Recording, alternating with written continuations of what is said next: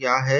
पिछले वीडियो में हमने समकालीन कविता की विशेषता के अंतर्गत सामाजिक आर्थिक चेतना का उद्घाटन एवं राजनीतिक चेतना का उद्घाटन इन दो बिंदुओं पर बात की। आज समकालीन कविता की अगली विशेषता पर हम चर्चा करेंगे, जो विशेषता है वास्तविक स्वतंत्रता की समस्या। सतही तौर पर देखने से बुजुर्गवा लोकतंत्र में वाणी स्वतंत्रता का नारा बड़ा ही आकर्षक लगता है, लेकिन इसकी वास्तविकता कुछ और ही है। आज के लोकतंत्र में हमें स्वतंत्रता प्राप्त है, लेकिन जीवन की मूलभूत आवश्यकताओं की पूर्ति की गारंटी किसी के लिए नहीं है। तो जो मोहभंग की जो स्थिति है, वो स्थिति के परिप्रेक्ष्य में इस बिंदु को हम देख सकते हैं।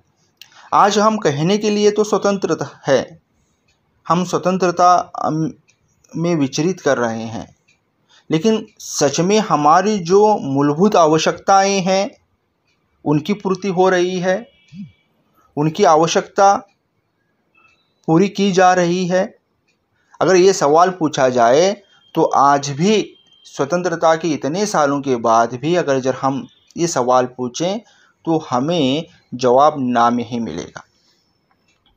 भले ही ये कविता 1960 के बाद में लिखी जाने लगी है, लेकिन आज भी अगर हम 2021 की बात करें तो इस महामारी के दौर में भी हम देख रहे हैं बुनियादी ज़रूरतें स्वास्थ्य को लेकर किस तरह से अब भी हमारे देश में है।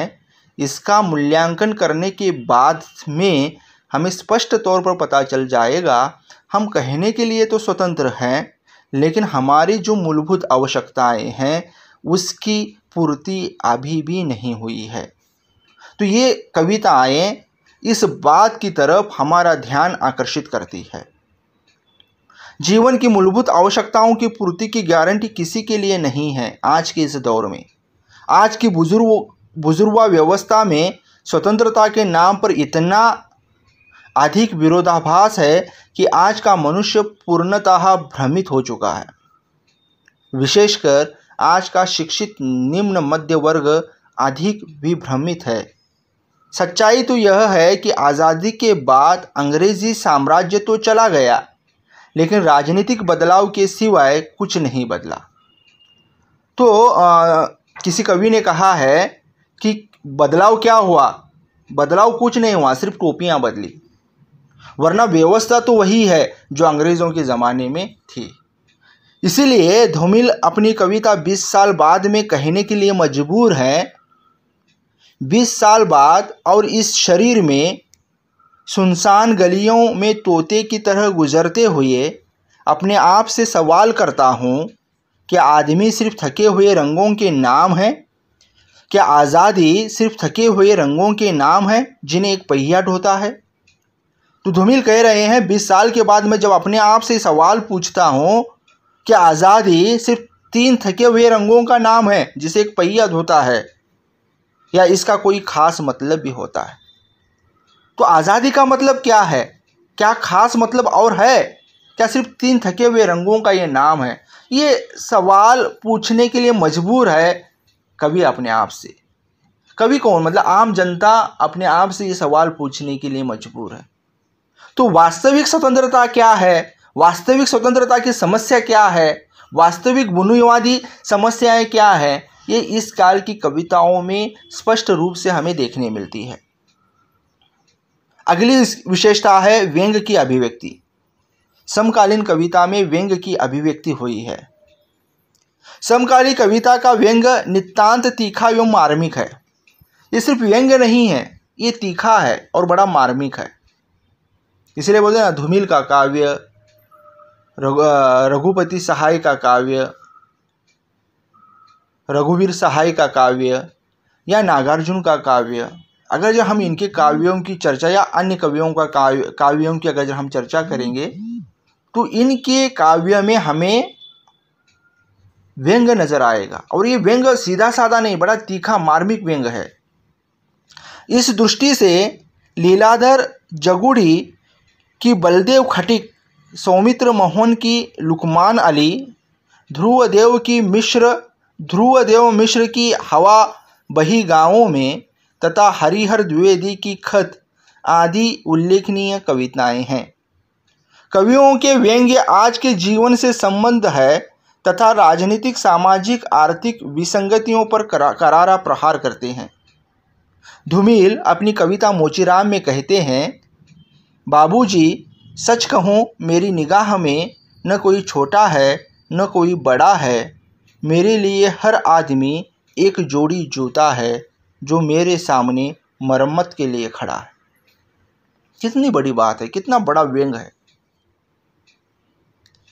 जो धूमिल मोचीराम के माध्यम से कहते हैं। बाबूजी सच कहूँ मेरी निगाह में न कोई छोटा है न कोई बड़ा है, मेरे लिए हर आदमी एक जोड़ी जूता है जो मेरे सामने मरम्मत के लिए खड़ा है।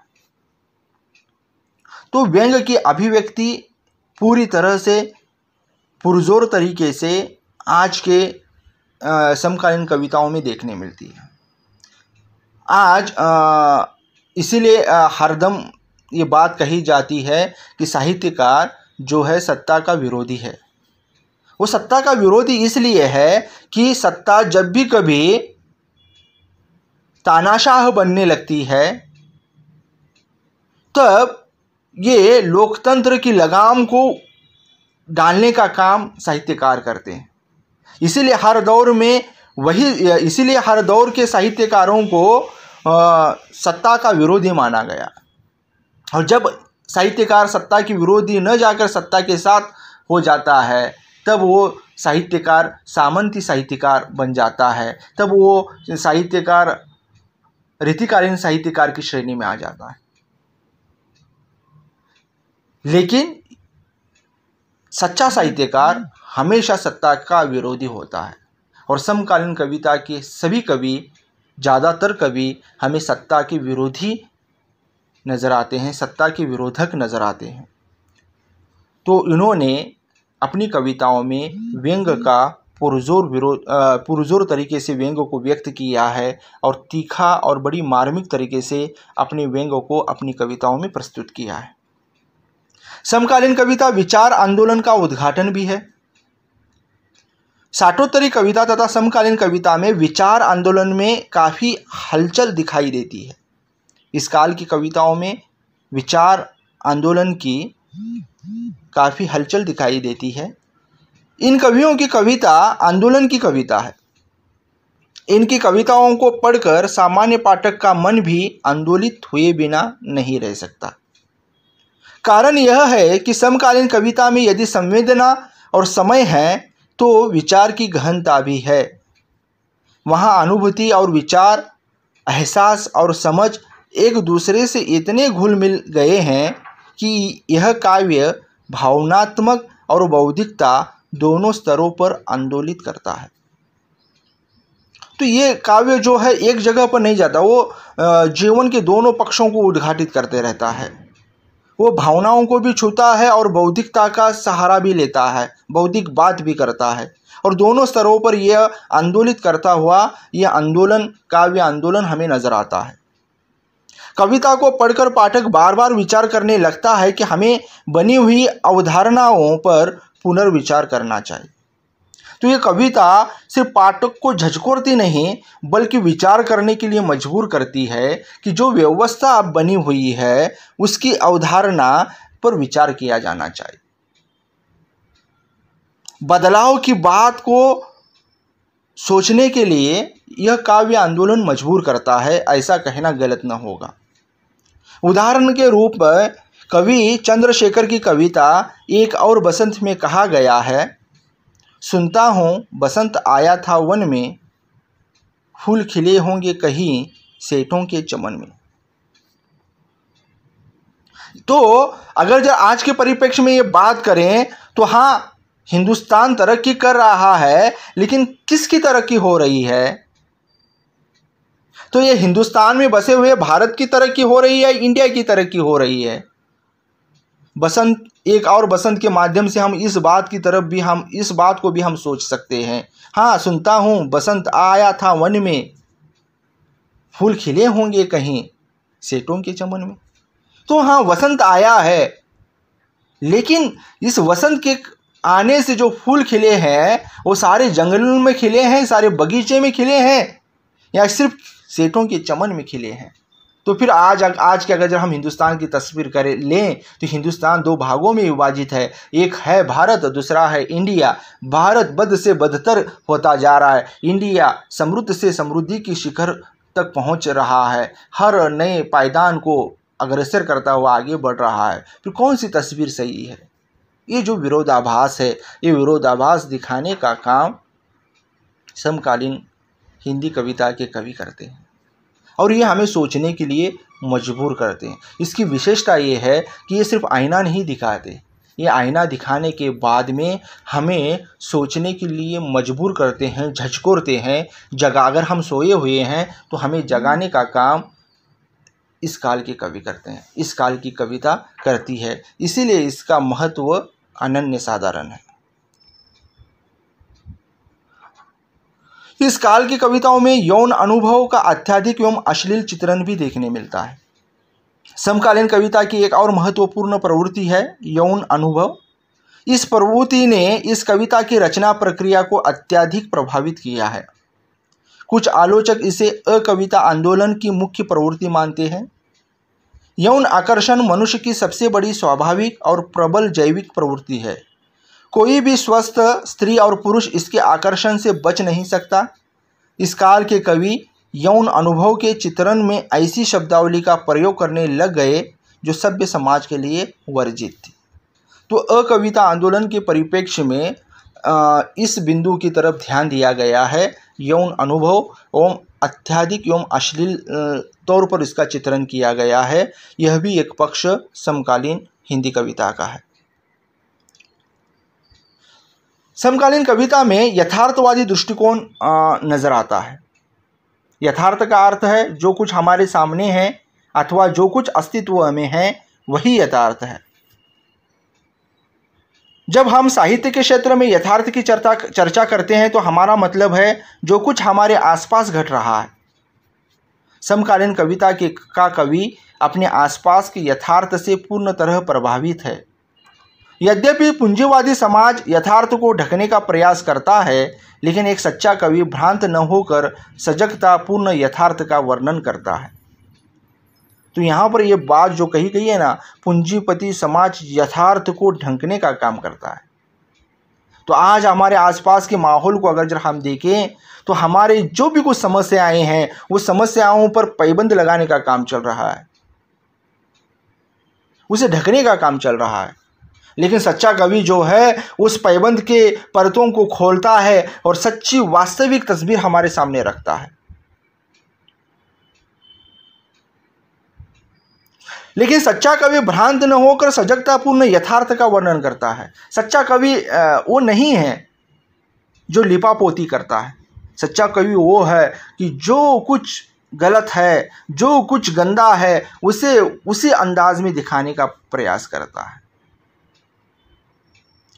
नए पत्ते में संकलित कविता महंगू महंगा रहा में कवि कहता है, एक उड़ी खबर सुनी है, हमारे अपने हैं यहाँ बहुत छिपे हुए लोग, मगर चूंकि अभी लिपापोती है देश में, अखबार व्यापारियों की ही संपत्ति है, राजनीति कड़ी से कड़ी चल रही है, वे जन मौन हैं इन्हें देखते हुए, जब ये कुछ उठेंगे। तो ये वास्तविकता भले ही 1960 के समय की कविता है, लेकिन आज 2021 की भी अगर जब बात करें तो ये कविता आज भी उतनी ही सटीक, ये काव्य आंदोलन उतना ही कुछ अंशों में, कुछ प्रवृत्तियों में उतना ही सटीक, उतना ही प्रासंगिक बना हुआ है। आज भी स्थितियां नहीं बनी हुई हैं। आज भी अखबार, ये देश का जो चौथा स्तंभ है मीडिया, वो आज भी व्यापारियों की संपत्ति बना हुआ है और ये लिपापोती का काम कर रहा है। यथार्थवादी कवि वही हो सकता है जो सामाजिक संबंधों की द्वंद्वात्मकता को उसके अंतर विरोधों सहित वर्णन करे। यदि सही अर्थों में देखा जाए तो मुक्तिबोध, निराला, धूमिल, नागार्जुन, लीलाधर जगुड़ी आदि सच्चे यथार्थवादी कवि हैं। तो अगर जब हमें यथार्थवादी कवियों को देखना है, उनकी कविताओं को देखना है, तो हम धूमिल के काव्यों को दे सकते हैं। नागार्जुन है, निराला है, मुक्तिबोध है, इनकी कविताओं में लीलाधर जगुड़ी है, इनकी कविताओं में देश की वास्तविक तस्वीर हमें नजर आती है। तो इस काल के कवियों ने समाज का, तत्कालीन समय का, तत्कालीन राजनीतिक का, तत्कालीन आर्थिक, राजनीतिक, सामाजिक, सांस्कृतिक परिवेश का यथार्थ चित्रण किया है। समकालीन कविता भी में हमें सांस्कृतिक विपन्नता के दर्शन भी होते हैं। तो इसका अगली विशेषता है वो है सांस्कृतिक विभिन्नता। समकालीन कविता में हमें सांस्कृतिक विभिन्नता के दर्शन होते हैं, विपन्नता के दर्शन होते हैं। इसका एक कारण यह है कि हमारी संस्कृति के अधिकांश मूल्य अपना संदर्भ खो रहे हैं। नया बनता समाज उन्हें छोड़ रहा है। हम यह भी कह सकते हैं कि देश की वर्तमान पीढ़ी पुराने सांस्कृतिक मूल्यों को निभाने में कठिनाई का अनुभव कर रही है। 8वें दशक तक आते आते संस्कृति के प्रति आक्रमण और आक्रोश और भी तीव्र हो गया है। समकालीन कविता में संस्कृति के प्रति यह बेगानापन हमें बार बार सुनाई पड़ता है। कवि मनोज सोनकर अपनी परंपरा में कहते हैं, हम लंगड़े टट्टू घोड़े हैं, लंगड़ा रहे हैं, अपनी पीठ पर लादे हुए भविष्य का बोझ पूंछ हिलाकर उड़ा रहे हैं, जख्मों पर बैठी मक्खियाँ। तो कुल मिलाकर ये सारी की सारी भावनाओं के तौर पर, विचार के तौर पर समकालीन कविता की विशेषता रही है। समकालीन कविता का जो कला पक्ष है, समकालीन कविता का कथ्य, शिल्प, भाषा, सौंदर्य सभी कुछ बदला हुआ है। समकालीन कवि नए प्रतीकों की खोज में संलग्न है। यद्यपि इन कवियों की भाषा साहित्यिक हिंदी नहीं कही जा सकती, लेकिन इनमें भद्रजनों की भाषा नहीं है, बल्कि शब्द कौशल और वाक्य चातुर्य के स्थान पर डंक मारते हुए असभ्य और आघाती शब्द हैं। भाषा का अभिजात्य तो बिल्कुल समाप्त हो गया है। सड़क की भाषा और घटिया मुहावरों के प्रयोग के कारण एक सर्वथा नवीन सौंदर्य शास्त्र उभर कर सामने आया है। जिन शब्दों मुहावरों को प्रगतिवादियों ने भी स्वीकार किया था, समकालीन कविता में भी स्वीकृत हो गए हैं। हरामखोर, बदतमीज, लफंगा, भड़ुआ, मूत्रमार्ग आदि वर्जित शब्द कविता में भी स्थान पा गए हैं। ये कविता में इन सारी चीज़ों का आना, इसकी विशेषता जो है यथार्थवादी दृष्टिकोण। ये यथार्थवादी दृष्टिकोण के कारण इस प्रकार के शब्दों का आना इस कविता में स्वाभाविक सा लगता है। वस्तुतः समकालीन कविता में काव्य वर्जनाओं का बहिष्कार किया गया है और कविता के लिए कोई भी शब्द और कोई भी भाव, मुहावरा अस्पृश्य नहीं रह गया है। तो जब समाज ही इस प्रकार से बन चुका है, जब राजनीतिक अपनी सीमाएं लांघ चुकी है, जब आर्थिक सत्ता देश के अन्य हिस्सों पर हावी होती नजर आ रही है, तब शब्दों को लेकर स्पृश्य और अस्पृश्यता की भावना कोई मायने नहीं रखती। तो इसी कारण समकालीन कविता में काव्य वर्जनाओं का बहिष्कार किया गया है और कविता के लिए कोई भी शब्द और कोई भी भाव, मुहावरा अस्पृश्य नहीं रह गया है। तो कुल मिलाकर ये समकालीन कविता और उसकी विशेषताएं हैं।